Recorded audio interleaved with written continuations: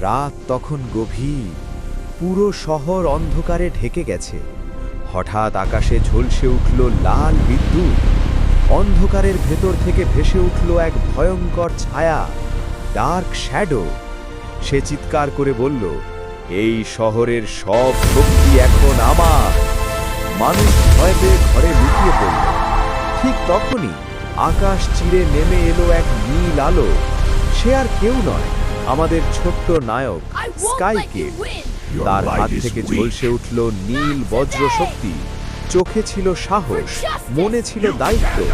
Sky kid বলল, অন্ধকার যত বড়ই হোক, আলো সব সময় জিতবে। আর শুরু হলো আকাশ জুড়ে নীল আর লাল শক্তির ভয়ঙ্কর লড়াই। পরবর্তী পর্বে ডার্ক শ্যাডো ফিরে এসে প্রতিশোধ নিবে। সেটা দেখতে হলে আমার চ্যানেলকে সাবস্ক্রাইব করুন।